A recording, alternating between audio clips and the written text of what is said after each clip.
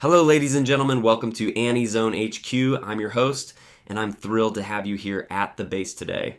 Today, I am bringing you a theory that will completely change the way you watch this series. What if I told you that in this anime, humans can be far more cruel, greedy, and evil than the demons themselves? While monsters act out of pure instinct or the law of the fittest, humans use their intelligence to betray, sacrifice the innocent, and mastermind macabre plans for pure selfishness. I've selected 5 crucial moments from the anime that prove this theory. Get ready to see the darkest side of humanity hit that jackpot on the like button. So, make yourself at home and let's get right into the action. To kick off our list, we're going back to Season 1 to a moment that left many fans deeply uncomfortable, the attack on Rabbit HQ.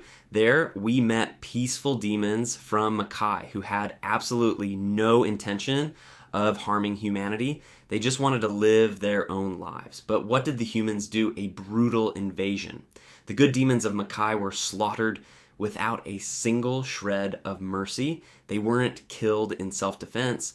They were eliminated simply for existing. This moment completely shatters the argument that humans are good and demons are evil. It shows that human prejudice and cruelty know no bounds.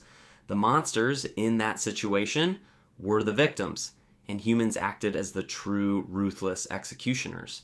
If the cruelty was already obvious in Season 1, in Season 2 it takes on a terrifying geopolitical scale.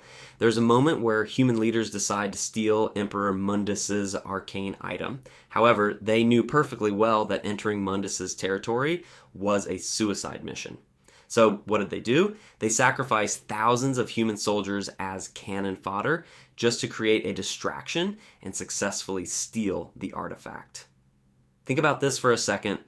Generals and politicians sent their own men to a horrific death in the clutches of demons, knowing that not a single one of them would make it back alive, all out of pure greed for power. The demons who tore that army apart were just acting on their defensive nature, but the humans who signed the deployment order were the true calculating monsters. And speaking of leaders with no scrap of a conscience, let's look at corruption at the highest level on the planet. In Season 2, we find out that the President of the United States himself makes a secret deal with the demons and with Virgil. And what was the goal of this pact? To eliminate Arius and Vice President Baines. Imagine the absolute level of political rot. The most powerful man in the free world allies himself with the forces of the underworld, the very same forces that Dante spends his life trying to stop, just to assassinate his political rivals and guarantee control over the government. He didn't use the demons to protect his country. He used them as contract killers in a petty dispute over ego and power. When the very peak of human leadership hops into bed with demons, you realize that humanity lost its soul a long time ago. Our 4th point stays right behind the scenes of that corrupt government. When the plans begin to fail and the conspiracies come to light, we see Vice President Baines act with cold-blooded ruthlessness. Upon discovering that one of his human allies had betrayed him, Baines doesn't hesitate. He executes the traitor right then and there. Demons fight each other for territory or hierarchy in Makai, but humans do it out of pure deceit. Baines killing one of his own kind in cold blood proves that in the human world, loyalty means absolutely nothing when your neck is on the line. It's the survival of the greediest, where humans eliminate one another with a clinical ease that would leave any demon impressed. To close out our theory, we have to talk about the architect of chaos from Season 1, Mr. Rabbit. But the secret here isn't what he did, but rather why he did it. All of Mr. Rabbit's thirst for vengeance, all of his malice and destruction, were fueled and shaped by the hatred and resentment of a human. Mr. Rabbit became the monster we know because human malice itself corrupted him and used him as a tool. The series drops this genius clue. The biggest disasters Dante has to clean up don't start in the underworld. They start inside the broken, vengeful, and bitter heart of a human being.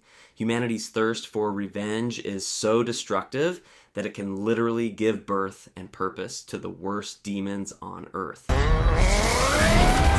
At the end of the day, Devil May Cry leaves us with a very powerful subconscious message. Demons are dangerous, yes, but their intentions are transparent. Humans, on the other hand, hide their darkest side behind suits, ties, smiles, and political speeches. Dante spends his entire life hunting monsters that come through portals, but maybe the worst monsters of all are the ones he passes on the street every single day. But now I want to hear from you. Do you agree with this theory? Do you think the humans in this series can actually be worse than the creatures of Mackay, or do the demons still take the crown when it comes to pure cruelty? Drop your theories in the comments below, and don't forget to hit that jackpot on the like button.